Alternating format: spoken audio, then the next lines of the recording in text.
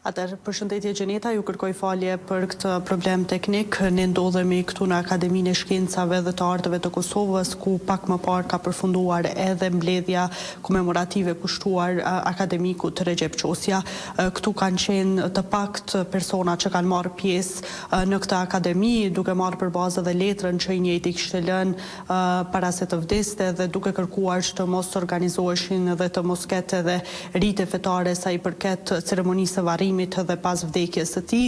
ndërkohë që ata që ishin të pranishëm këtu në këtë mbledhje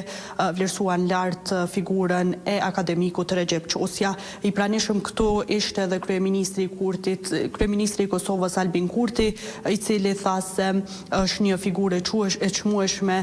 e popullit shqiptar Recep Qosja dhe se ka kujtuar të gjitha veprat që kishte pasur dhe la tashmë ndjeri. Po ashtu këtu kanë marrë pjesë edhe akademik dhe pjesëtar të Akademisë së Shkencave të Kosovës,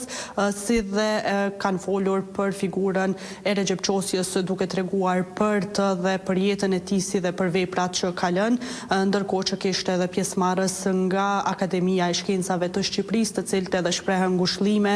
dhe e lartësuan veprën e akademikut Qosja. Mbledhja ka zgjatur rreth 30 minuta, ndërkohë që të njëjtit kjo mbledhje tashmë ka përfunduar, ndërkohë që sot është ditë zije për në nder të veprës dhe jetës së Recep Qosjes dhe se ka pasur homazhe si dhe është hapur libri i zisë në kuvendin e Kosovës. Rëndina, faleminderit për këtë paraqitje të drejtë për drejtë.